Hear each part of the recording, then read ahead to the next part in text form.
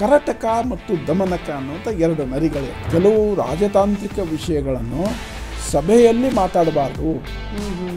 ಯಾವುದೇ ಕಾನ್ಫಿಡೆನ್ಷಿಯಲ್ ವಿಷಯ ಇದ್ದರೆ 4 ಕಿವಿಗಳಿಗೆ ಗೊತ್ತೇ 6 ಕಿವಿ ಇರಬಾರ್ದು ಅಂತ. ನನಗೆ ನಿನ್ನೆ ಒಂದು ಶಬ್ದ ಕೇಳಿಸ್ತು. ಆ ಶಬ್ದದಿಂದ ನನಗೆ ಭಯ ಆಗಿದೆ. ನಿನ್ನ ಧ್ವನಿ ಕೇಳಿ ನಮ್ಮ ರಾಜನಿಗೆ ಡಿಸ್ಟರ್ಬ್ ಆಗಿದೆ. ನಮಸ್ಕಾರ ವೀಕ್ಷಕರೇ, ಹೊಸದಿಗಂತ ಡಿಜಿಟಲ್ ಚಾನೆಲ್ನ ವಿಶೇಷ ಕಾರ್ಯಕ್ರಮಕ್ಕೆ ಸ್ವಾಗತ. ನಾನು Jyoti Dafedar. India is a land of stories. ನಮ್ಮ ಭಾರತದಲ್ಲಿ ಕಥೆಗಳು ವೇದಗಳ ಕಾಲದಿಂದಲೂ ಕೂಡ ಪ್ರಚಲಿತದಲ್ಲಿವೆ. ಅಷ್ಟೇ ಯಾಕೆ, ಚಿಕ್ಕವರಿರುವಾಗ ನಾವಾದರೂ ಕೂಡ ಅಷ್ಟೇ ನಮ್ಮ ಅಜ್ಜ ಅಜ್ಜಿ ನಮ್ಮನ್ನ ಕಥೆಗಳನ್ನ ಹೇಳಿಯೇ ಮಲಗಿಸ್ತಿದ್ರು. ಕಥೆಗಳು ಅಂತ ಅಂದ ತಕ್ಷಣ ನಮಗೆ ಥಟ್ಟನೆ ಬರೋದು ಪಂಚತಂತ್ರ ಕಥೆಗಳು. ಈ ಪಂಚತಂತ್ರ ಕಥೆಗಳು ಒಂದಲ್ಲ ಒಂದು ಕಡೆ ಪ್ರಚಲಿತದಲ್ಲಿವೆ. ನಮ್ಮ ಜೀವನದಲ್ಲಿ ಒಂದಲ್ಲ ಒಂದು ಭಾಗದಲ್ಲಿ ಪಂಚತಂತ್ರ ಕಥೆಗಳ ಬಗ್ಗೆ ನಾವು ಕೇಳಿರ್ತೀವಿ. ಪಂಚತಂತ್ರ ಕಥೆಗಳು ಅಂದ ತಕ್ಷಣ ನಮ್ಗೆ ಅನ್ಸೋದೇನು ಅಂದ್ರೆ ಇದು ಮಕ್ಕಳ ಕಥೆನಾ ಅಂತ ಅನ್ಸುತ್ತೆ. ಹಾಗಾದ್ರೆ ನಿಜಕ್ಕೂ ಕೂಡ ಪಂಚತಂತ್ರ ಕಥೆಗಳು ಮಕ್ಕಳ ಕಥೆಗೆ ಮಾತ್ರ ಸೀಮಿತನ? ಇದರ ವ್ಯಾಪ್ತಿ ಏನು? ಇದನ್ನ ಅರ್ಥೈಸಿಕೊಳ್ಳೋದು ಹೇಗೆ? ಪಂಚತಂತ್ರ ಕಥೆಗಳು ಯಾವ ರೀತಿ ಜೀವನ ಮೌಲ್ಯವನ್ನ ಬೋಧಿಸುತ್ತೆ? ಏನಿದು ಪಂಚತಂತ್ರ ಕಥೆಗಳು ಅನ್ನೋದ್ರ ಬಗ್ಗೆ ಸವಿವರವಾಗಿ ವಿಸ್ತಾರವಾಗಿ ಮಾತನಾಡೋದಕ್ಕೆ ನಮ್ಮ ಜೊತೆಗೆ ಇದ್ದಾರೆ. ಈ ವೇದಗಳಲ್ಲಿ ಸಾಕಷ್ಟು ಅಧ್ಯಯನ ಮಾಡಿ ಸಂಶೋಧನೆ ಮಾಡಿ ಪ್ರಾಕಾರ ಪಾಂಡಿತ್ಯವುಳ್ಳ ಹಾಗೂ ಸಾಕ್ಷಿ ಟ್ರಸ್ಟ್ನ ಮ್ಯಾನೇಜಿಂಗ್ ಟ್ರಸ್ಟಿ ಆಗಿರುವಂತಹ ಡಾಕ್ಟರ್ ರವಿ ಜಹಾಗಿರ್ದಾರ್. ಅವ್ರನ್ನ ಮಾತಾಡ್ಸೋಣ. ಮೊದಲನೇದಾಗಿ ಅವ್ರನ್ನ ಕಾರ್ಯಕ್ರಮಕ್ಕೆ ಬರಮಾಡ್ಕೊಳ್ಳೋಣ. ಸರ್, ಕಾರ್ಯಕ್ರಮಕ್ಕೆ ಆತ್ಮೀಯ ಸ್ವಾಗತ ಸರ್. Thank you sir. ನಿಮ್ಮಿಂದ ಪಂಚತಂತ್ರ ಕಥೆಗಳ ಬಗ್ಗೆ ತಿಳ್ಕೊಳ್ಳೋ ಅವಕಾಶ, ವೀಕ್ಷಕರ ಜೊತೆಗೆ ನನಗೂ ಕೂಡ ಒಂದು ತಿಳ್ಕೊಳ್ಳುವಂಥ ಸುವರ್ಣ ಅವಕಾಶ ದೊರಕಿದೆ. ಪಂಚತಂತ್ರ ಕಥೆಗಳ ಬಗ್ಗೆ ನಾವು ಚಿಕ್ಕವರುವಾಗ ಕೇಳಿರ್ತೀವಿ, ಅದರದ್ದು ವಿಜುವಲೈಸೇಷನ್ ಕೂಡ ನೋಡಿರ್ತೀವಿ. ಎಕ್ಸಾಕ್ಟ್ಲಿ ಪಂಚತಂತ್ರ ಕಥೆಗಳ ಬಗ್ಗೆ ಇತ್ತೀಚೆಗೆ ತುಂಬ ಚರ್ಚೆ ನಡೀತಾ ಇದೆ. ಹಾಗೆಯೇ ಪಾರ್ಲಿಮೆಂಟಲ್ಲೂ ಕೂಡ ಮಾನ್ಯ ಸದಸ್ಯರೊಬ್ಬರು ಇದ್ರ ಬಗ್ಗೆ ಚರ್ಚೆ ಮಾಡಿದ್ರು. ಎಕ್ಸಾಕ್ಟ್ಲಿ ಪಂಚತಂತ್ರ ಕಥೆಗಳು ಅಂದರೆ ಏನು ಸರ್? ಸಂಕ್ಷಿಪ್ತವಾಗಿ ಕಥೆ ಹೇಳಿದೆ. ಭಾಳ ದೊಡ್ಡ ಕಥೆ ಇದೆ. ಎಷ್ಟು ಸಾಧ್ಯ ಆಗುತ್ತೋ ಅಷ್ಟು ಸಂಕ್ಷಿಪ್ತವಾಗಿ ಹೇಳ್ತೀನಿ. ಒಂದು ಕಾಡಿನಲ್ಲಿ ಒಂದು ಸಿಂಹ ಇರುತ್ತೆ. ಸೊ ಸಿಂಹ ನಮಗೆ ಗೊತ್ತು, ಸ್ವಯಮೇವ ಮೃಗೇಂದ್ರತ. ಸಿಂಹಕ್ಕೆ ಕರ್ಕೊಂಡು ಹೋಗಿ ಯಾರು ನೀನು ರಾಜ ಅಂತ ಕಿರೀಟ ಇಡಲ್ಲ. ಬೈ ಬರ್ತ್ ಸಿಂಹ ಅಂದರೆ ಅದು ಕಾಡಿನ ರಾಜ ಅಂತ. ಅಲ್ಲಿ ಒಂದು ದಿನ ಆ ರಾಜ್ಯದ ಒಬ್ಬ ಪ್ರಜೆ ವಾಣಿಜ್ಯ ಬಿಸ್ನೆಸ್ ಮಾಡೋದಕ್ಕೆ, ವಾಣಿಜ್ಯ ನಡೆಸೋದಕ್ಕೆ ಒಂದು ಸ್ಥಳದಿಂದ ಮತ್ತೊಂದು ಸ್ಥಳಕ್ಕೆ ಹೋಗ್ತಾ ಇರ್ತಾನೆ. ಹೋಗುವಾಗ ಅವನು ಒಂದು ಚಕ್ಕಡಿ, ಆಗಿನ ಕಾಲಕ್ಕೆ ಚಕ್ಕಡಿ. ಸೊ ರಾಜರಿಗೆಲ್ಲ ರಥ, ಸಾಮಾನ್ಯರಿಗೆಲ್ಲ ಎತ್ತಿನ ಬಂಡಿ, ಚಕ್ಕಡಿ. ಒಂದು ಬಂಡಿಗೆ ಹೋಗ್ತಿರ್ತಾನೆ. ಆ ಬಂಡಿಗೆ 2 ಎತ್ತುಗಳಿರ್ತವೆ, ಜೋಡೆತ್ತುಗಳು. ಅದರಲ್ಲಿ ಒಂದರ ಹೆಸರು ಸಂಜೀವಕ ಅಂತ ಒಂದು ಎತ್ತು. ಹೋಗ್ತಾ ಹೋಗ್ತಾ ಕಾಡಿನ ಮಧ್ಯದಲ್ಲಿ ಒಂದು ಕಡೆಗೆ ತುಂಬ ತ್ಯಾವ ಇರ್ತದೆ. ಅಲ್ಲಿ ನೀರು ನಿಂತ ಜೌಗು ಭೂಮಿ. ಅಲ್ಲಿ ಈ ಸಂಜೀವಕ ಅನ್ನುವಂತಹ ಎತ್ತಿನ ಕಾಲು ಆ ಕೆಸರಿನಲ್ಲಿ ಸಿಕ್ಕಾಕೊಳ್ತದೆ. ಸೊ 1 ದಿವಸ 2 ದಿವಸ ತುಂಬ ಪ್ರಯತ್ನ ಮಾಡ್ತಾನೆ ಅವನು, ಅದರ ಎತ್ತಿನ ಯಜಮಾನ, ಆ ವಾಣಿಜ್ಯ ಬಿಸ್ನೆಸ್ಮನ್ನು. ಬಟ್ ಅದನ್ನು ತೆಗಿಲಿಕ್ಕಾಗಲ್ಲ. ಅವನ ಜೊತೆಗಿರುವಂತಹ 2 ಭಟರಿಗೆ, ಈ ದೊಡ್ಡ ಬಿಸ್ನೆಸ್ಮನ್ಗಳ ಜೊತೆಗೆ ಅನೇಕರು ವ್ಯಾಪಾರಿಗಳ ಜೊತೆಗೆ ಹೋಗ್ತಾ ಇದ್ದಾರೆ. ಇಬ್ಬರಿಗೆ ಏನು ಹೇಳ್ತಾನೆ, ಇದನ್ನು 2 ದಿವಸ ಇಲ್ಲೇ ವೇಟ್ ಮಾಡಿ, ಪ್ರಯತ್ನ ಮಾಡಿ ಇದನ್ನು ಹೊರಗಡೆ ತೆಗೆಯೋದಕ್ಕೆ. ಆದಮೇಲೆ ಕರ್ಕೊಂಡು ಬನ್ನಿ, ನಾನು ಮುಂದಿನ ಊರಿಗೆ ಹೋಗಿರ್ತೀನಿ ಅಂತ ಹೇಳ್ತಾನೆ. ಅವ್ನು ಮುಂದಿನ ಊರಿಗೆ ಹೋಗ್ತಾನೆ. ಅಲ್ಲಿದ್ದಂಥ ಇವ್ರ ಸಹಾಯಕರಿಗೆ ಏನನ್ನಿಸುತ್ತೆ, 1 ದಿವಸ ಕಾಯ್ತಾರೆ. ಕಾಡಿನಲ್ಲಿ ಭಯ, ಎಂಥ ಪ್ರಾಣಿಗಳು ಬರ್ತಾವಂತ. ಈ ಎತ್ತನ್ನು ಕಾಯ್ಲಿಕ್ಕೆ ಹೋಗಿ ನಮ್ಮ ಜೀವ ಕಳ್ಕೊಳ್ಳೋದು ಸಮಸ್ಯೆ ಬೇಡ ಅಂತೇಳಿ ಏನು ಮಾಡ್ತಾರೆ, ಮಾರನೇ ದಿವಸ ಮುಂದಿನ ಊರಿಗೆ ಹೋಗ್ಬಿಟ್ಟು ಸಂಜೀವಕ ಅಲ್ಲೇ ಪ್ರಾಣ ಬಿಟ್ಬಿಟ್ಟ.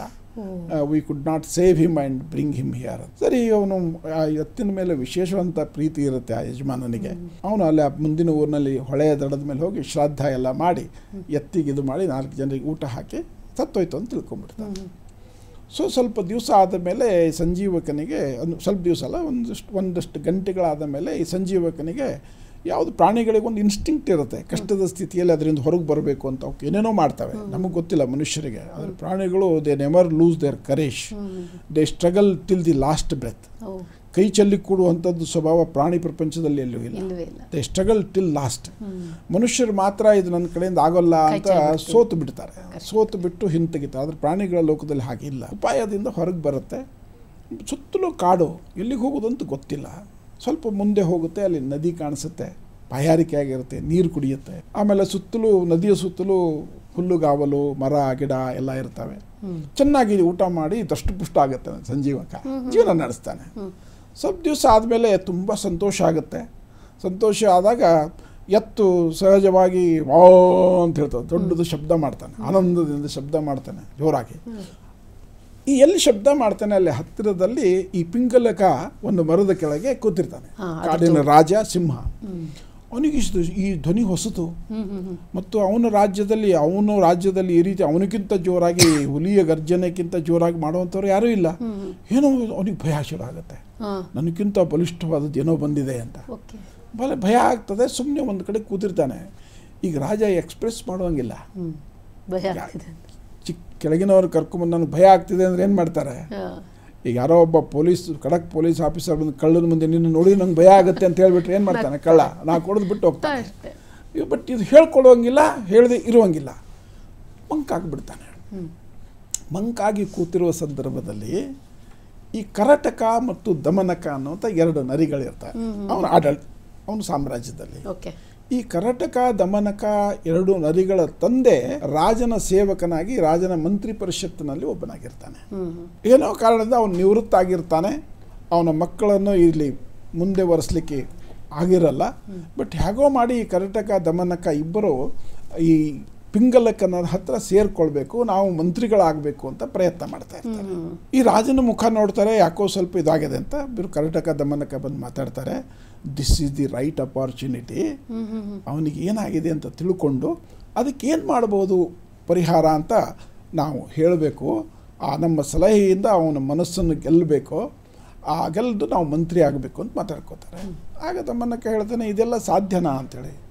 ಸಾಧ್ಯ ಇದೆ, ಬುದ್ಧಿಯ ಬಲ ತೋಳುಬಲಕ್ಕಿಂತ ಜಾಸ್ತಿ.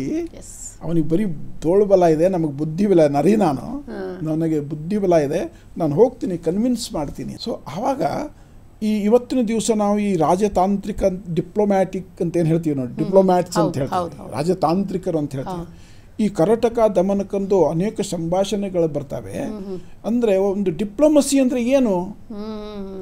How to win the mind of other people, how to convince somebody for what you want to convince. Correct. And how to win the confidence of the other person from whom you want to get something.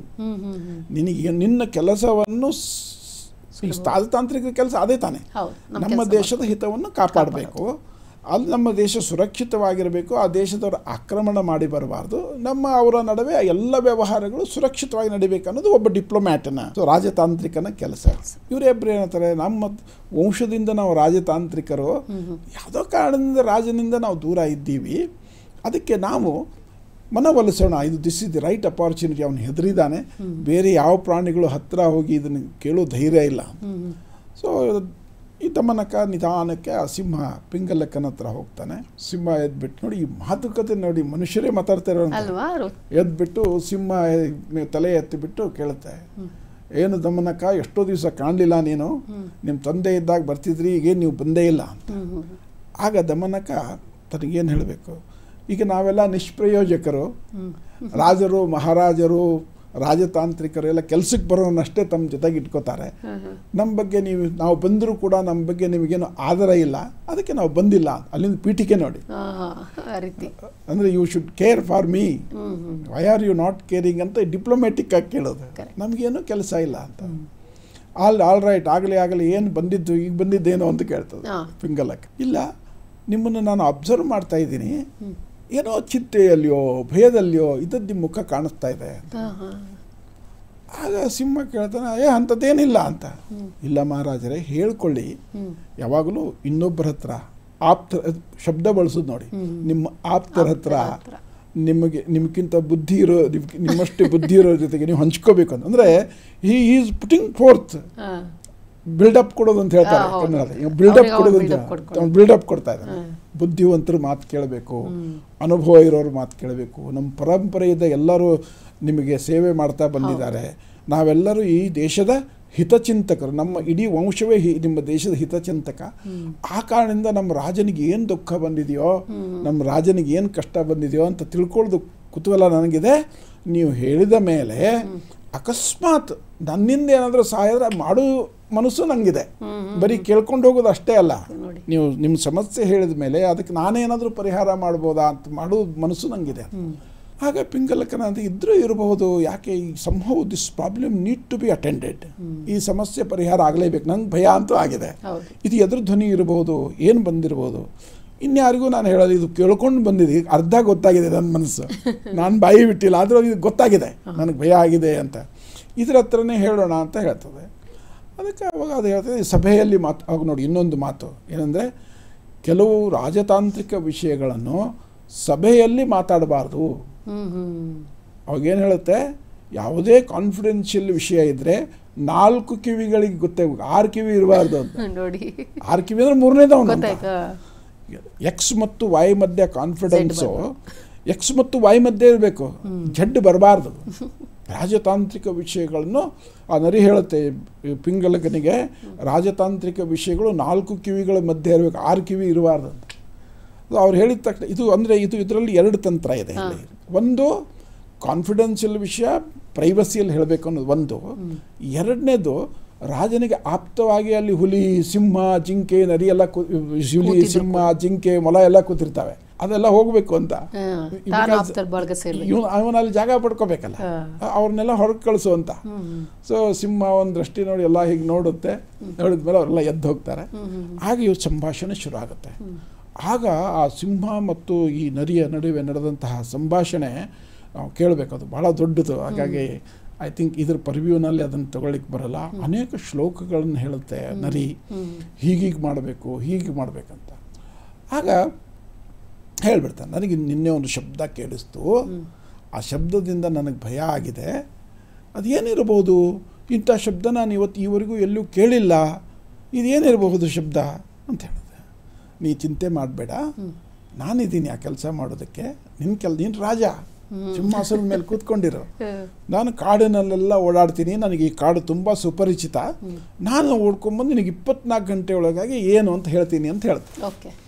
So ಏನೇ ಅರ್ಧ believe ಆಗಿದೆ ಇದು. ಪಿಂಗಲಕ ಅವನನ್ನು ನಂಬಿದೆ, ನರಿಯನ್ನು ನಂಬಿದೆ, ಏನೋ ಅವನು ನನಗೆ ಉಪಯೋಗಕ್ಕೆ ಬರ್ಬೋದಂತ. ಈಗ ನೀವು ಎಷ್ಟೇ ಬೇಡ ಅಂದರೂ ಕೂಡ ಯಾರೋ ಒಬ್ಬರು ನೀವು ನಂಬಬೇಕು. ಈಗ ಒಬ್ಬರು ದೊಡ್ಡ ಅಧಿಕಾರಿ ಅಥವಾ ಒಬ್ಬ ಮಂತ್ರಿ ಆದರೆ ಒಬ್ಬ ಪರ್ಸನಲ್ ಸೆಕ್ರೆಟರಿ ಅಥವಾ ಪ್ರೈವೇಟ್ ಸೆಕ್ರೆಟರಿ ಇಟ್ಕೊಂಡಿರ್ತಾರೆ. ಸೊ ನೀವು ಕೆಲಸಕ್ಕೆ ಇಟ್ಕೊಂಡ್ಮೇಲೆ ನೀವು ನಂಬಬೇಕು, ಒಂದಷ್ಟು ವಿಷಯಗಳನ್ನ ಅವ್ರಿಗೆ ಹೇಳಲೇಬೇಕು.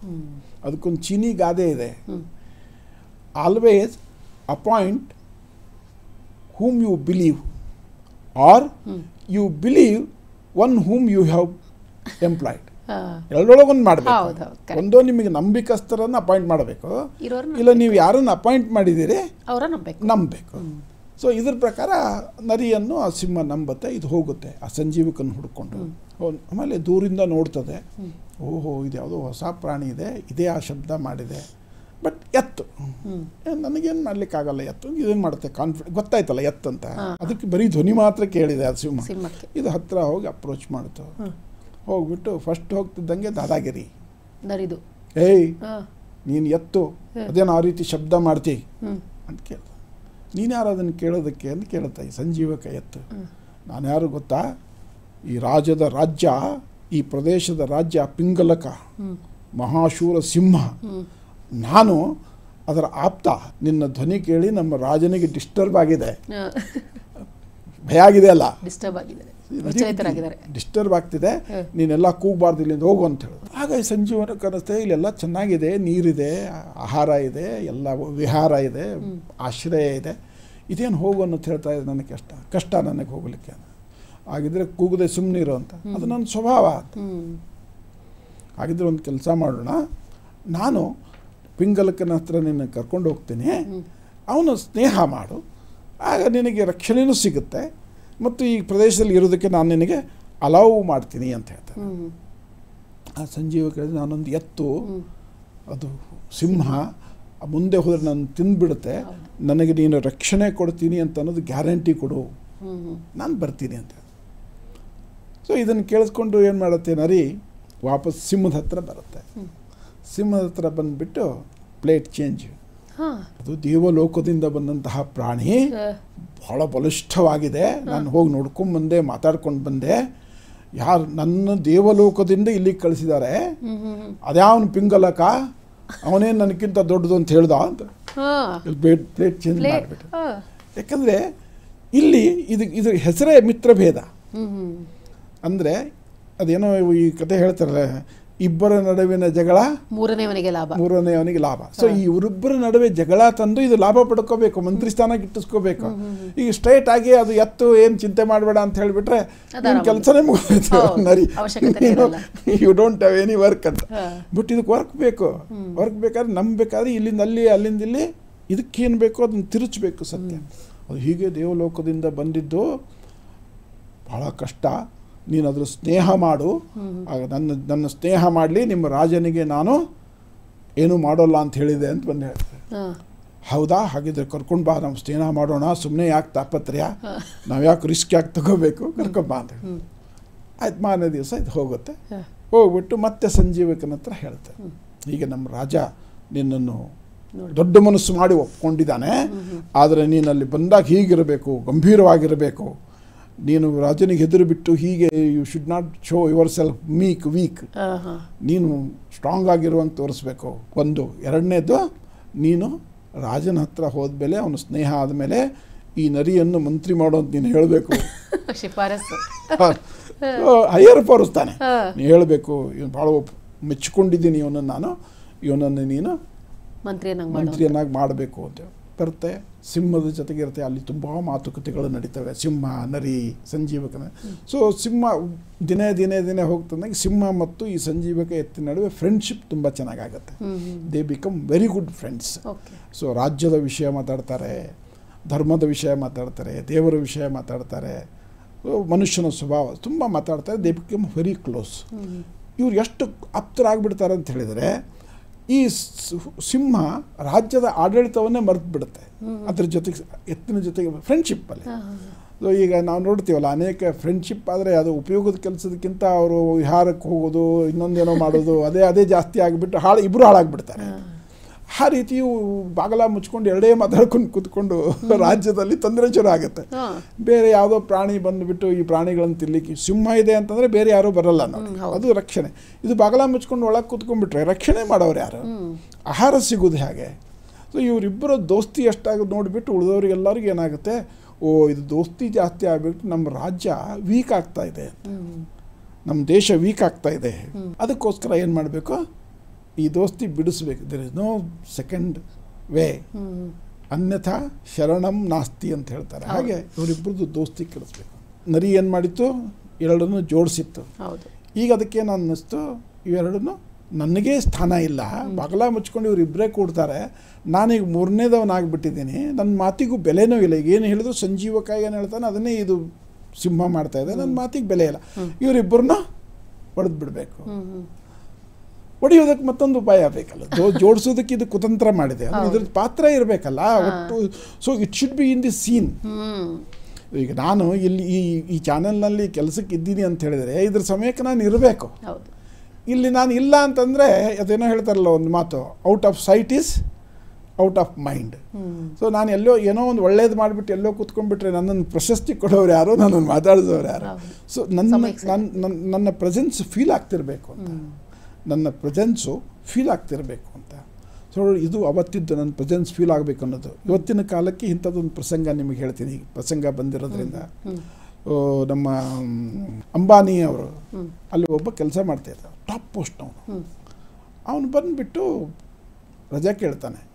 ನನಗೆ ಹೊಸದಾಗಿ ಮದುವೆ ಆಗಿದೆ, ಆದ್ದರಿಂದ ನನಗೆ 15 ದಿವಸ ನಾನು ವಿದೇಶ ಪ್ರವಾಸಕ್ಕೆ ಹೋಗ್ತಾ ಇದ್ದೀನಿ, ರಜೆ ಬೇಕು ಅಂತ. ಸೊ ರಜೆ ನೋಡಿ ಭಾಳ ಟಾಪ್ ಪೋಸ್ಟಲ್ಲಿ ಅವನಿಗೆ ಒಂದು ದಿವಸನೂ ಒಂದು ಅರ್ಧ ದಿವಸನೂ ರಜೆ ಕೊಡುವಂಥ ಸ್ಥಿತಿ ಇರಲ್ಲ. ಅದನ್ನು ಅಂಬಾನಿಯವ್ರು ನೋಡ್ತಾರಂತೆ, ಇದು ನಡೆದಿದ್ದು ಅಂತ ಎಲ್ಲ ಹೇಳ್ತಾರೆ. ನಮಗೇನು ಪ್ರತ್ಯಕ್ಷ ಗೊತ್ತಿರಲ್ಲ, ಬಟ್ ಸ್ಟಿಲ್ ಅಲ್ಲಿಗೂ ಇಲ್ಲಿಗೂ ಅವತ್ತಿ ಕಾಲಕ್ಕೆ ಇವತ್ತಿ ಕಾಲಕ್ಕೆ ನೀವು ಅವನೇನು ಹೇಳ್ತಾನೆ, 15 ದಿವಸ ಬೇಡ, ಹೊಸದಾಗಿ ಮದುವೆ ಆಗಿದೆಯಾ, 1 ತಿಂಗಳು ರಜಾ ಕೊಡ್ತೀನಿ ತಗೋ ಅಂತ ಕಳಿಸ್ತಾನೆ. ಭಾಳ ಖುಷಿ ಆಗುತ್ತೆ. ಏನು ನನಗೆ 15 ನಿಮಿಷ ಕೂಡ ಇವರು ಬಿಡಲ್ಲ ಅಂತ ಅನಿಸಿತ್ತು. ಆದರೆ 1 ತಿಂಗಳು ಹೋಗು ಅಂತ ಇದ್ದಾರಲ್ಲ, ಹೋಗ್ತೀನಿ ಅಂತ ಹೋಗ್ತಾನೆ. ಆಯಿತು, 1 ತಿಂಗಳಾಯಿತು. 1 ತಿಂಗಳಾದಮೇಲೆ ಆಫೀಸಿಗೆ ಬರ್ತಾನೆ. ಆಫೀಸಿಗೆ ವೆಲ್ಕಮ್ ಮಾಡ್ತಿದ್ದಂಗೆ ಚೇರ್ಮನ್ PA ಕರೆದುಬಿಟ್ಟು ಅದು ನಿಮಗೆ ಲೆಟ್ರ್ ಓದಿ ಕೊಡ್ತಾನೆ. ಸೊ ಲೆಟ್ರ್ ತೆಗಿತಾನೆ, ನೋಡ್ತಾನೆ, ಅದರಲ್ಲಿ ಡಿಸ್ಮಿಸಲ್, ಹೌದಾ, ಇಸ್ ಡಿಸ್ಮಿಸ್ಡ್ ಅಂತ. ಆಗ ಚೇರ್ಮನ್ನಿಗೆ ಹೋಗಿ ಭೇಟಿ ಮಾಡ್ತಾನೆ. ಏನು ನೀವು ರಜೆ ಕೊಟ್ಟಿದ್ರಿ ಅಂತ. ರಜೆ ನಾನು ಕೊಟ್ಟಿದ್ದೆ ಹೌದು, 1 ತಿಂಗಳಲ್ಲಿ ನೀನು ಇಲ್ಲದೇ ಎಲ್ಲ ಕೆಲಸವೂ ನಡೆದಿದೆ. ನೀನಿಲ್ಲ ಅಂತ ಏನೋ ಕೊರತೆ ಆಗಿಲ್ಲ, ಹಾಗಾಗಿ ನಿಂದಿಲ್ಲ ಅವಶ್ಯಕತೆ ಇಲ್ಲ. So you should make your presence feel unavoidable. ಅವಾಗಲೇ ನಿಮಗೊಂದು ಕೆಲಸ ಇರೋದು, ಜವಾಬ್ದಾರಿ ಇರೋದು. ಈ ನರಿ ಇವತ್ತೇನಿದು ನಡೆದಿದೆ, ಅವತ್ತು ನರಿ ಮಾಡಿದ್ದು ಇದೇ ಕೆಲಸ. ಈ ಭಿನ್ನ ತರೋದಕ್ಕೂ ಏನು ಮಾಡ್ತು, ಎಲ್ಲ ಪ್ರಾಣಿಗಳ ಪರವಾಗಿ ನಾನು ಈ ಕೆಲಸ ಮಾಡ್ತೀನಿ ಅಂತ ತೊಗೊಂಡ್ಬಿಟ್ಟು ಭಿನ್ನ ಮಾಡಲಿಕ್ಕೆ ಇಬ್ಬರ ನಡುವೆ ತಂದಿಟ್ಬಿಡುತ್ತೆ. ಇಲ್ಲಿ ಬಂದುಬಿಟ್ಟು ಸಿಂಹನ ಹತ್ರ ಹೇಳುತ್ತೆ, ನಿನ್ನೆ ನಾನು ಮಾತಾಡ್ತಿರುವಾಗ ಸಂಜೀವಕ ಹೇಳ್ತಾ ಇದ್ದ, ಈ ಸಿಂಹದ್ದು ಅತಿ ಆಯಿತು, ಇದಕ್ಕೇನು ಬೆಲೆ ಇಲ್ಲ, ನನಗೆ ಸಿಂಹ ಎಲ್ಲ ಗೊತ್ತಾಗ್ಬಿಟ್ಟಿದೆ, ಇಷ್ಟರಲ್ಲೇ ಅದನ್ನು ಕೊಂದ್ಬಿಡ್ತೀನಿ, ಕೊಂದ್ಬಿಟ್ಟು ನಾನೇ ರಾಜ ಆಗ್ತೀನಿ ಅಂತ ನಿನ್ನೆ ಹೇಳ್ತಾ ಇತ್ತು ಅಂತ ಬಂದು ಸಿಂಹದ ಹತ್ರ ಹೇಳುತ್ತೆ. ಸಿಂಹ ಪರಿಪರಿಯಾಗಿ ಹೇಳ್ತೀವಿ, ಆ ಥರ ಮಾಡ್ಲಿಕ್ಕೆ ಸಾಧ್ಯನೇ ಇಲ್ಲ, ಪ್ರತಿದಿನ ಅದ್ರ ಜೊತೆಗೆ ನಾನು ಮಾತಾಡ್ತೀನಿ, ಭಾಳ ಸಾಧು ಅವನು, ಅಥಾರ ಬಲಶಾಲಿ ಆದರೂ ಕೂಡ ನನ್ನ ಜೊತೆಗೆ ಸಮಾನವಾಗಿ ಮಾತಾಡ್ತಾನೆ, ಅವನು ಆ ಥರದವನಲ್ಲ, ಇದು ಪಾಪ ನನಗೆ ಕನ್ಫರ್ಮ್ ಆಗದೇನೆ ಇದು ಹೇಗೆ ಮಾಡೋದು ಅಂತ ಪ್ರಶ್ನೆ ಕೇಳ್ತಾನೆ. ಹಾಗಿದ್ರೆ ಒಂದು ಕೆಲಸ ಮಾಡು, ನಿನಗೆ ಅವನ ಮನಸ್ಸಲ್ಲಿ ಇಂಥದ್ದೊಂದು ಯೋಚನೆ ಬಂದಿದೆ ಅಂತ ಗೊತ್ತಾಗಬೇಕಾದ್ರೆ ಈ ಥರ ಅವನು ಮಾಡಿದರೆ ಇದು ಕನ್ಫರ್ಮ್ ಅಂತ. ಏನು ಅಂತ ಕೇಳ್ತಾನೆ.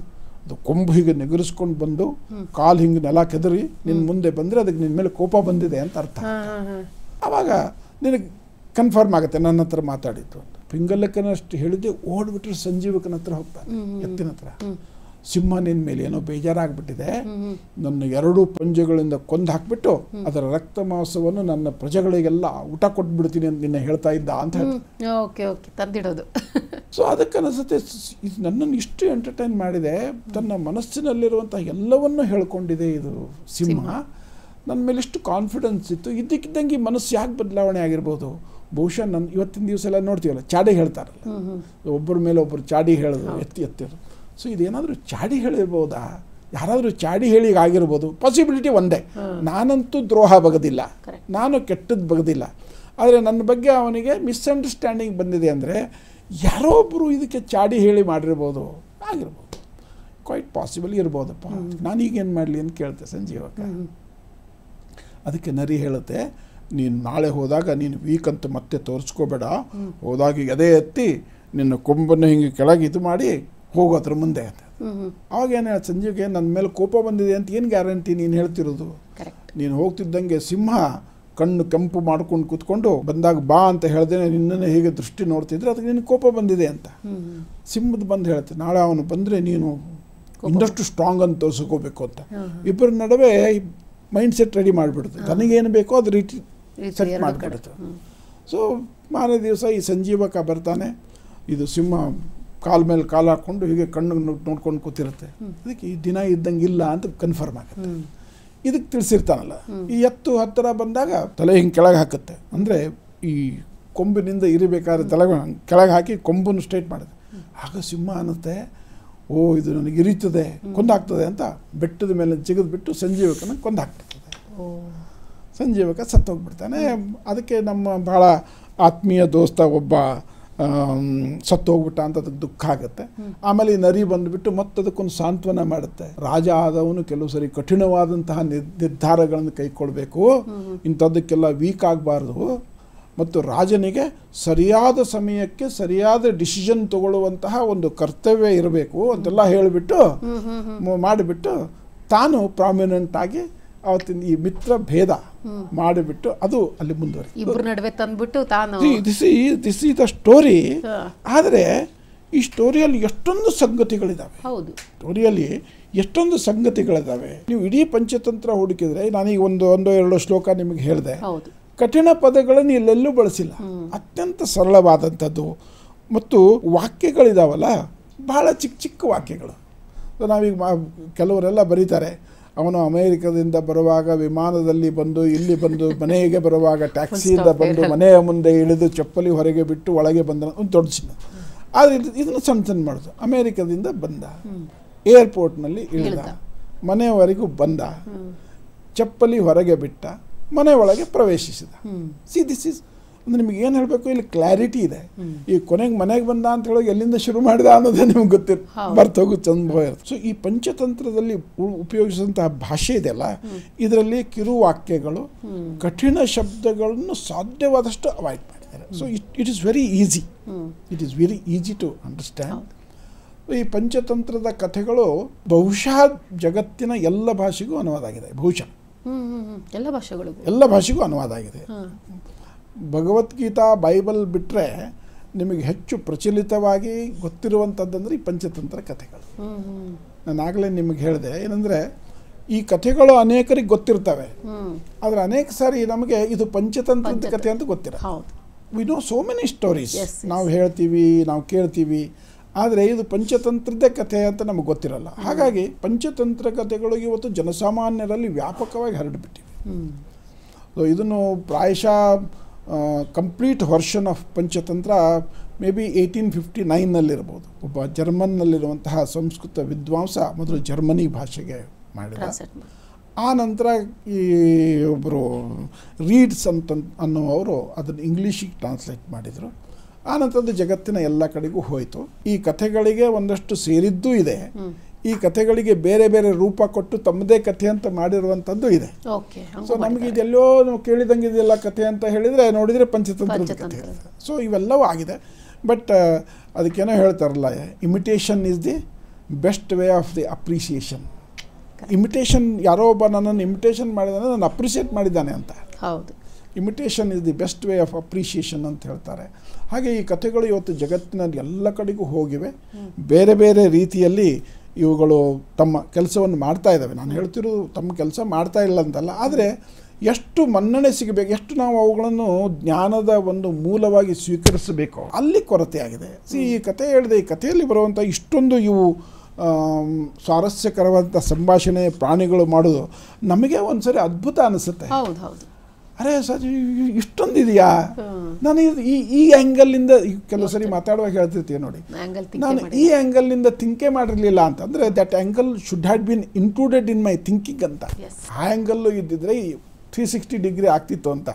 ನಾವು ಇಟ್ ಈಸ್ 180, ಈಗ 90, 180 ಹೀಗಿದೆ ಅಂತ ಹೇಳ್ಬಿಟ್ಟು ಅನ್ಕೋತೀವಿ. ಸೊ ಆ ಕಂಪ್ಲೀಟ್ 360 ಡಿಗ್ರಿ ಆಗಬೇಕಾದ್ರೆ ಏನು ಬೇಕೋ ಅದೆಲ್ಲ ಯೋಚನೆಗಳು ಪಂಚತಂತ್ರದಲ್ಲಿ ವಿಷ್ಣು ಶರ್ಮಾ ಸೇರಿದ್ದಾರೆ. So A sort of 360 degree thinking, ಎಲ್ಲಿ ನೋಡಬೇಕು ಅಂತ ಯಾರಾದ್ರು ಪ್ರಶ್ನೆ ಕೇಳಿದ್ರೆ ಅದರಿದೆ. ಈಗ ನಮಗೆ ಆ ಕತೆ ಹೇಳಿದೆ, ಇದರಲ್ಲಿ ಎಷ್ಟು ವಿಶೇಷಗಳು ಬಂತು ನೋಡಿ. ಅವನ ಥಿಂಕಿಂಗು, ಸ್ಪೀಡ್. ಈಗ ಈ ನರಿ ತಡ ಮಾಡೋಂಗಿಲ್ಲ. ಈಗ ಥರ ಮೊಬೈಲ್ ಇಲ್ದಿದ್ರು ಕಮ್ಯುನಿಕೇಷನ್, ಇನ್ಯಾವುದೋ ಪ್ರಾಣಿ ಹೋಗ್ಬಿಟ್ಟು ಹಿಂಗೆ ಹೇಳ್ದ ಅಂತ ಇವನೇ ಮೊದಲೇ ಹೇಳಿದರೆ ಇವನ ಕೆಲಸ ಎಲ್ಲ ಆಗೋಲ್ಲ. So before somebody could reach, ಅವನಿಗೆ ಹೋಗಿ ಇದು ಸುಳ್ಳು ಹೇಳ್ತು, ಇದಕ್ಕೆ ಇವನು ಅದನ್ನು ಕಮ್ಯುನಿಕೇಟ್ ಮಾಡೋಕ್ಕಿಂತ ಮುಂಚೆ ಬಂದು ಸುಳ್ಳು ಹೇಳ್ತು, ಇಬ್ಬರ ನಡುವೆ ಘರ್ಷಣೆ ಆಗುವ ಹಾಗೆ ಮಾಡ್ತು. ಸೊ ಇದರಲ್ಲಿ ಎಲ್ಲವೂ ಇದೆ. ನಿಮಗೆ ಡಿಪ್ಲೊಮಸಿ ಇದೆ, ಆನಂತರ ಸ್ವಾರ್ಥ ಸಾಧನೆ ಇದೆ, ಆನಂತರ ಇನ್ನೊಬ್ಬರಿಗೆ ಕನ್ವಿನ್ಸ್ ಮಾಡುವಂತಹ ಶಕ್ತಿ ಇದೆ, ಪಬ್ಲಿಕ್ ರಿಲೇಷನ್ ಅಂತ ನಾವು ಇವತ್ತು ಹೇಳ್ತೀವಿ, ಅವುಗಳಿಗೆಲ್ಲ ಕನ್ವಿನ್ಸ್ ಮಾಡಬೇಕಲ್ಲ. ರಾಜ ವೀಕ್ ಆಗಿದ್ದಾನೆ, ರಾಜ್ಯ ಆಡಳಿತ ಕಡೆಗೆ ಇದು ಕೊಡ್ತಾ ಇಲ್ಲ ಅಂಥೇಳಿ, ಗಮನ ಕೊಡ್ತಾ ಇಲ್ಲ ಅಂಥೇಳಿ ಅನ್ನೋದು ಇದೆ ಅಲ್ಲ. ಸೊ ಇವೆಲ್ಲ ಸಂಗತಿಗಳು ಈ ಕಥೆಯಲ್ಲಿ ಬರ್ತವೆ. ಸೊ ನಾವು we should become so matured that we should be able to see the moral or the value which is incorporated in that particular story.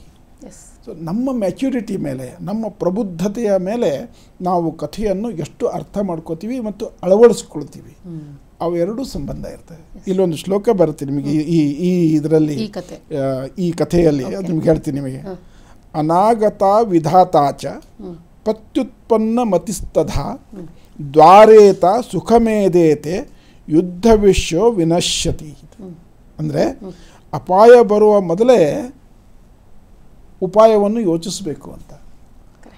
ಈಗ ಒಂದು ಇವತ್ತಿನ ದಿವಸ ಗಾದೆ ಮಾತು ಹೇಳ್ತಾರೆ, ಗಡ್ಡಕ್ಕೆ ಬೆಂಕಿ ಹತ್ತಿದಾಗ ಬಾವಿ ತೋಡಬಾರ್ದು ಅಂತ. ಸೊ ನೀವು ಅದಕ್ಕೆ ಏನೂ ಮಾಡಲಿಕ್ಕೆ, ಅಪಾಯ ನಮಗೆ ಬರೋಕ್ಕಿಂತ ಮುಂಚೆನೇ, ಅಂದರೆ ಮತ್ತು ಒನ್ಸ್ ಅಗೇನ್ ನಮಗೆ ಮ್ಯಾಚ್ಯೂರಿಟಿ ಹೇಗಿರಬೇಕಂತ ಹೇಳಿದರೆ, ನಮಗೆ ಏನು ಅಪಾಯ ಬರ್ತಾವೆ ಅಂತ ಅನ್ನೋದು ನಮ್ಮ ಮನಸ್ಸಿಗೆ ಬಂದಿರಬೇಕು. We should be able to visualise the dangers or the risk. ಅದನ್ನು ಆಗ ಅಪಾಯ ಬಂದಾಗ ಮತ್ತು ಒಂದು ಮುಂಚೆನೇ ನಾವು ನಿರೀಕ್ಷೆ ಮಾಡಬೇಕು. ಕೆಲವು ನಮಗೆ ಗೊತ್ತಿರಲ್ಲ, ಅಕಸ್ಮಾತ್ ಆಗ್ತವೆ. ಅಂತ ಅಕಸ್ಮಾತ್ ಆಗುವಂತಹ ಅಪಾಯಗಳಿಂದ ನಾವು ವಿಚಲಿತರಾಗದೆ ಆ ಅಪಾಯದ ಸಂದರ್ಭದಲ್ಲಿ ಯೋಚನೆಯನ್ನು ಮಾಡಬೇಕು. This is very important. ನಮಗೆ ಏನಾದರೂ ಒಂದು ಚಾಲೆಂಜಿಂಗ್ ಸಿಚುವೇಶನ್ ಬಂದರೆ ಲೈಫಲ್ಲಿ ನಾವೇನು ಮಾಡ್ತೀವಿ? ಶಸ್ತ್ರ ತ್ಯಾಗ. ಶಸ್ತ್ರತ್ಯಾಗ ಯಾವ ಕಾಲದಲ್ಲೂ ಮಾಡಬೇಡ. ಮೊದಲನೇದು ನೀನು ಬುದ್ಧಿವಂತನಾಗಿ ಬದುಕಬೇಕಾದ್ರೆ, ಯಶಸ್ವಿಯಾಗಿ ಬದುಕಬೇಕಾದ್ರೆ, ಸಕ್ಸಸ್ಫುಲ್ ಮ್ಯಾನ್ ಅಂತ ಅನ್ನಿಸ್ಕೋಬೇಕಾದ್ರೆ ಮೊದಲನೇದಾಗಿ ನೀನು ಮುಂದಾಲೋಚನೆಯನ್ನು ಇಟ್ಕೋ. ಮುಂದಾಲೋಚನೆ ಇಟ್ಟುಕೊಳ್ಳೋದಿದ್ರೆ ನೀನು ಎಷ್ಟು ಪಡ್ಕೋಬಹುದಾಗಿತ್ತೋ ಅಷ್ಟನ್ನು ಪಡ್ಕೊಳ್ಳಿಕ್ಕೆ ಆಗಲ್ಲ. ಯಾಕಂದರೆ ನಿನಗೆ ಅದು ನಿನ್ನ ಎಕ್ಸ್ಪೆಕ್ಟೇಷನ್ನಲ್ಲೇ ಇಲ್ಲ. ಕೊನೆಗೆ ನಾವು ಮನುಷ್ಯರು ಏನು ಪಡ್ಕೋತೀವಿ, ನಾವು ಏನು ಎಕ್ಸ್ಪೆಕ್ಟ್ ಮಾಡ್ತೀವಿ ಅದನ್ನು ಪಡ್ಕೋತೀವಿ. ಸೊ ನಮ್ಮ ಎಕ್ಸ್ಪೆಕ್ಟೇಷನ್ನೇ ಕಡಿಮೆ ಇದ್ದರೆ, ಅದಕ್ಕೆ ಇಂಗ್ಲೀಷ್ನಲ್ಲಿ ಒಂದು ಮಾತಿದೆ, ಲೋ ಏಮ್ ಇಸ್ ಕ್ರೈಮ್ ಅಂತ. So always aim high. Low aim is crime, so always aim high. So ಅಲ್ಲಿ ಈ ಕಥೆಗಳಲ್ಲಿ ಇದು ಈ ಸಂಭಾಷಣೆಯಲ್ಲಿ ಅನೇಕ ಇದು ಬರುತ್ತೆ ಉಲ್ಲೇಖ. ಇದರಲ್ಲಿ ಒಂದು ಸಣ್ಣದ ಕತೆ ಬರುತ್ತೆ. ಸೊ ಅದನ್ನು ನಿಮ್ಮ ಮುಂದೆ ಹೇಳ್ಬಿಡ್ತೀನಿ. ಸಣ್ಣದ ಕತೆ ನಾ ಹೇಳಿದಲ್ಲ, ಉಪಕಥೆಗಳು ಅಂತ ಹೇಳಿ. ಒಂದು ಮರ ಇರ್ತದೆ, ಆ ಮರದಲ್ಲಿ ಒಂದು ಕಾಗೆಯ ಸಂಸಾರ ಇರುತ್ತೆ, ಸತಿಪತಿಯರು ಇರ್ತಾರೆ. ಆಗಾಗ ಅದು ಹೆಣ್ಣು ಕಾಗೆ ಮೊಟ್ಟೆ ಇಡ್ತಾ ಇರ್ತದೆ. ಮೊಟ್ಟೆ ಹಿಡಿದ ಕ್ಷಣನೇ ಅದೇ ಮರದಲ್ಲಿ ಒಂದು ಪುಟರಲ್ಲಿ ಇರುವಂತಹ ಒಂದು ಕಾಳಿಂಗ ಸರ್ಪ ಬಂದುಬಿಟ್ಟು ಮೊಟ್ಟೆ ತಿಂದು ಹೋಗ್ಬಿಡ್ತದೆ. ಸೊ 1 ಆಯಿತು, 2 ಆಯಿತು, 3 ಆಯಿತು, 4 ಆಯಿತು. ಅವುಗಳಿಗೆ ಚಿಟ್ಟೆ ಆಗಿಬಿಡ್ತದೆ. ಏನು ಮಾಡೋದು ಈಗ? ಹೌ ಪವರ್ಫುಲ್ಲು, ಕಾಗೆ ಕೆನಾಟ್ ಫೇಸ್ ಇಟ್. ಏನು ಮಾಡೋದು ಅಂತ ಯೋಚನೆ ಮಾಡ್ತವೆ. ಕೊನೆಗೆ ಅವಕ್ಕೆ ಒಂದು ಐಡಿಯಾ ಬರುತ್ತೆ, ನಮಗೂ ಫ್ರೆಂಡ್ಶಿಪ್ ಆಗಿದೆಯಲ್ಲ, ಅಲ್ಲಿ ಮುಂದೆ ಸ್ವಲ್ಪ ಮುಂದೆ ಹೋದರೆ ಅಲ್ಲಿ ಒಂದು ನರಿ ಇದೆ. ಸೊ ಆ ನರಿಗೆ ಹೋಗಿ ನಾವು ಅದ್ರ ಕನ್ಸಲ್ಟೆನ್ಸ್, ಇವತ್ತಿಗೆಲ್ಲ ಕನ್ಸಲ್ಟೆಂಟ್ಸ್ ಇರ್ತಾರೆ, business consultant, medical consultant. So ನಮಗೆ ಯಾವುದು ಗೊತ್ತಾಗೋಲ್ವೋ, ನಮ್ಮ ಬುದ್ಧಿಗೆ ಎಕ್ಸ್ಪೀರಿಯನ್ಸಿಗೆ ಕಡಿಮೆ ಇದೆಯೋ ಅಂತಂದು ಇನ್ನೊಬ್ಬರ ಹತ್ರ ನಾವು ಕನ್ಸಲ್ಟ್ ಮಾಡ್ಲಿಕ್ಕೆ ಹೋಗ್ತೀವಿ, ಅವ್ರ ಬುದ್ಧಿವಂತಿಕೆಯನ್ನು ಪಡೆದುಕೊಳ್ಳಿ. ಆಗಿನ ಕಾಲಕ್ಕೂ ಕನ್ಸಲ್ಟೆನ್ಸಿ ಇತ್ತು. ಈ 2 ಕಾಗೆಗಳು ನರಿ ಸಹಾಯ ಕೇಳ್ಕೊಂಡು ಹೋದವು. ನರಿ ಅಣ್ಣ ಹೀಗಾಗ್ಬಿಟ್ಟಿದೆ ನಮ್ಮ ಸ್ಥಿತಿ, ಏನು ಮಾಡೋದು ನಾವು ಅಂತ. ಚಿಂತೆ ಮಾಡಬೇಡ, ನಾನು ಅದಕ್ಕೊಂದು ಉಪಾಯ ಹೇಳ್ತೀನಿ, ನೀವು ಅದರಿಂದ ತಪ್ಪಿಸ್ಕೋಬೋದು. ನಾನಾಗಲಿ ನೀನಾಗಲಿ ನೇರವಾಗಿ ಯುದ್ಧಕ್ಕೆ ಹೋದರೆ ಆ ಕಾಳಿಂಗ ಸರ್ಪವನ್ನು ಎದುರಿಸ್ಲಿಕ್ಕಾಗಲ್ಲ. We become victim of that serpent. ಅದಕ್ಕೆ ನಾನೊಂದು ಉಪಾಯ ಹೇಳ್ತೀನಿ ಅಂತ. ಏನು ಉಪಾಯ ಅಂತ ನೋಡಿ, ಇಲ್ಲಿ ಆ ನದಿ ಉಪಾಯ ಹೇಳಿಕೊಡುತ್ತೆ ಕಾಗೆಗಳಿಗೆ. ನೀವೇನು ಮಾಡಿ, ಯಾವುದಾದ್ರೂ ಒಂದು ಒಡವೆ ಗಿಡವೆ ಕದ್ಕೊಂಬಂದು ಆ ಹಾವಿನ ಹತ್ರ ಇಟ್ಬಿಡಿ. ಮುಂದೆ ಏನಾಗುತ್ತೆ ನೋಡಿ ನೀವು. ಈ ನಿಮ್ಮ ಕೌತಲ ಬಟ್ ನರಿ ಬುದ್ಧಿವಂತ ಅಂತ ಗೊತ್ತು, ಏನೋ ಹೇಳ್ತಾನೆ ಅಂತಂದರೆ ಅದರಿಂದ ಏನೋ ಆಗುತ್ತೆ ಅಂತ ಗೊತ್ತು. ಹೇಳಿದಾನೆ ಮಾಡೋಣ ಅಂತ 2 ಕಾಗೆಗಳು ಸ್ವಲ್ಪ ಅಲ್ಲಿ ಇಲ್ಲಿ ಹಾರಾಡ್ಕೊಂಡು ಹೋಗ್ತವೆ. ನೋಡ್ತವೆ, ಅಲ್ಲಿ ರಾಜಕುಮಾರಿ ಒಂದು ಕೊಳದಲ್ಲಿ ವಿಹಾರ ಮಾಡ್ತಿರ್ತಾಳೆ, ತನ್ನ ಎಲ್ಲ ಆಭರಣಗಳನ್ನು ತೆಗೆದಿಟ್ಟು. ಇಲ್ಲಿದೆ ಇದು ಹೇಳಿದ ನರಿಯಣ್ಣ ಹೇಳಿದ್ದು, ಟಕ್ ಅಂತ ಬಂದುಬಿಟ್ಟು ಅದನ್ನು ಅತ್ಯಂತ ವ್ಯಾಲ್ಯೂಯೇಬಲ್ ಆಭರಣ ತೆಗೆದುಕೊಂಡು ಹೋಗಿ ಏನು ಮಾಡ್ತವೆ, ಆ ಕಾಳಿಂಗ ಸರ್ಪದ ಪೊಟರೆ ಹತ್ರ ಇಟ್ಬಿಡ್ತವೆ. ಸೊ ಕಾಗೆಗಳು ಆಭರಣ ಎತ್ಕೊಂಡು ಹೋಯ್ತು ಅಂತೆಲ್ಲರೂ ಹಲ್ಚಲ್ಲಾಗುತ್ತೆ, ಗಲಾಟೆ ಎಬ್ಬಿಸ್ತಾರೆ. ರಾಜಭಟರು ಹುಡ್ಕೊಂಡು ಹೋಗ್ತಾರೆ. ಒಂದು ಮರದ ಮೇಲೆ ಕುತ್ಕೊಂಡು ನೋಡ್ತಾರೆ ಕಾಗೆ. ಇಲ್ಲೆಲ್ಲೋ ಇರಬೇಕು ಅಂತ ನೋಡ್ತಾರೆ. ಆ ಪೊಟರೆನಲ್ಲಿ ಒಂದು ಹೀಗೆ ಹೊರಗಡೆ ಕಾಣ್ತಾ ಇರುತ್ತೆ ಒಂದು ಆಭರಣ. ಇಲ್ಲಿದೆ ಅಂತ ಮೇಲೆ ಹತ್ತಾರೆ, ಆಭರಣ ನೋಡ್ಲಿಕ್ಕೆ ಹೋಗ್ತಾರೆ. ಅಲ್ಲಿ ಕೆಳಗಡೆ ಕಾಳಿಂಗ ಸರ್ಪ ಹೆಡೆ ಎತ್ಕೊಂಡು ಕೂತಿದೆ. ಆ ಕಾಳಿಂಗ ಸರ್ಪನ್ನು ಫೇಸ್ ಮಾಡೇ ನಾವು ಈ ಆಭರಣ ತಗೋಬೇಕು ಅಂತ ಏನು ಮಾಡ್ತಾರೆ, ದೊಣ್ಣೆ ತೊಗೊಂಡ್ಬಿಟ್ಟು ಸರ್ಪ ಹೊಡೆದು ಹಾಕಿಬಿಟ್ಟು ಆಭರಣ ತೊಗೊಂಡು ಬಂದುಬಿಡ್ತಾರೆ. ಇಲ್ಲಿ ಏನು ಮಾರಲ್ ನಾವು ಕಲಿತೀವಿ ಅಂತ ಹೇಳಿದರೆ, ನಾವು ಧೈರ್ಯ ಕೆಡಬಾರ್ದು. ನಮ್ಮ ಸಾಮರ್ಥ್ಯ ಎಲ್ಲಿ ಮುಕ್ತಾಯ ಆಗುತ್ತೆ, ಆ ಸಾಮರ್ಥ್ಯ ಮುಕ್ತಾಯ ಆದಾಗ ನಮಗಿಂತ ಹೆಚ್ಚಿನ ಸಾಮರ್ಥ್ಯ ಇದ್ದವರ ಕನ್ಸಲ್ಟ್ ಮಾಡಬೇಕು, ಅವರ ಕಡೆಯಿಂದ ಸಲಹೆ ತಗೋಬೇಕು, ಅದನ್ನು ಫಾಲೋ ಅಪ್ ಮಾಡಬೇಕು. ಮತ್ತು ಬಲಿಷ್ಠರನ್ನ ಹೊಡೆಯೋದು ಹೇಗೆ ಅನ್ನೋದು ಎಕ್ಸಾಕ್ಟ್ಲಿ. ಅಂದರೆ ನೀವು ಯೋಚನೆ ಮಾಡಬೇಕು. ಸೊ ಡಿಫಿಕಲ್ಟ್ ಅಥವಾ ಚಾಲೆಂಜಿಂಗ್ ಸಿಚುವೇಶನ್ ಬಂದಾಗ ಆ ಚಾಲೆಂಜಿಂಗ್ ಸಿಚುವೇಶನ್ನಿಗೆ ನಾವು ಕುಗ್ಗದೆ, ಬಗ್ಗದೆ, ಧೈರ್ಯವನ್ನು ಕಳೆದುಕೊಳ್ಳದೆ ಉಪಾಯವನ್ನು ಹುಡುಕಬೇಕು. ಮತ್ತು ನಾವು ಹುಡುಕಿದ ಅಪಾಯವನ್ನು ಎಕ್ಸಿಕ್ಯೂಟ್ ಮಾಡಬೇಕು. ಈ ಬರೀ ನಾಲೆಡ್ಜನ್ನು ನೀವು ಅಕ್ವೈರ್ ಮಾಡೋದಲ್ಲ, ಆ ನಾಲೆಡ್ಜನ್ನು ನಾವು ಇಂಪ್ಲಿಮೆಂಟ್ ಮಾಡಬೇಕು, ಬಳಕೆ ಮಾಡಬೇಕು. ನಾನು ಬರೀ ತುಂಬ ಒಳ್ಳೆಯವನು ಅಂತ ಹೇಳಿಬಿಟ್ಟು ಬೆಳಗ್ಗೆಯಿಂದ ಮೋಸನೆ ಮಾಡ್ತಾ ಹೋದರೆ ಆಗಲ್ಲ. You should prove yourself, you should behave like that.